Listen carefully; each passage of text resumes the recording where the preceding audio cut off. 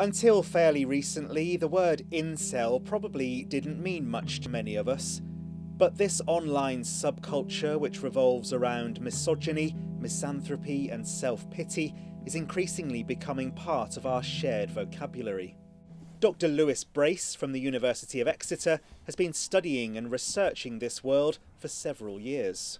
We need to develop a sort of better understanding of the incel culture, how it can have a radicalising impact upon individuals and in a very, very small number of cases cause them to go on to carry out violent actions. I haven't had good things happen here and there. In August last year, 24-year-old Jake Davison, pictured here in a homemade YouTube video, shot and killed 5 people near his home in Plymouth. It later emerged that he had been a member of online incel forums.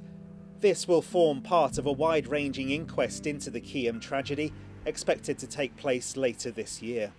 It wasn't necessarily a surprise that eventually we saw some kind of incel-inspired violence take place. For a couple of years now we've seen discussions of, I'm so-and-so, I live in X, Y or Z country and so on. So we knew people in Europe were accessing this content. New data released by the Centre for Countering Digital Hate shows that last year, web traffic to 3 of the largest incel sites grew from 114,420 monthly visits in March to 638,505 in November. People are at home more, they're isolated more, so they're spending more time online. So just by a pure numbers perspective, it makes sense that people will engage with this content more and more.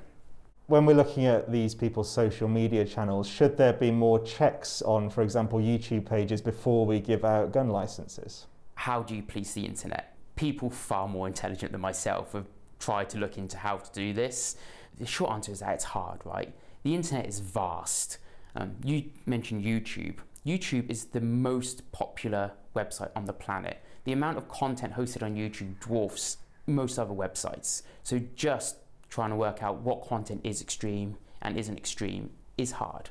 Dr. Brace and his team of researchers believe their work to track the spread of incel ideology online will help with counter-terrorism efforts and could even prevent future attacks. Ultimately, that's the hopeful goal, right? Is that the more you understand these communities, the more you can understand how people start to engage with this content and how it influences them and changes their views, and how in some very small number of cases encourages them to carry out acts of extreme violence.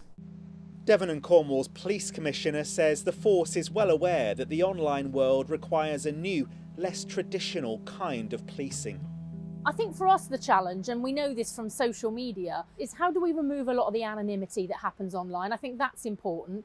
And there is a bill that's going through Parliament this year, and it'd be really good to see some more efforts around trying to tackle and stop young people accessing the levels of pornography that's available online. Fundamentally, there are too many people, particularly men, who are committing rape, sexual offences and ultimately murder. And we need to get a grip of this. This is us as a society, but us in Devon, Cornwall and the Isles of Scilly as well. The region's senior coroner is currently preparing for a pre-inquest hearing due to take place in March. The full story of what happened on that tragic night in Keyham is still to be told. Sam Blackledge, ITV News, Plymouth.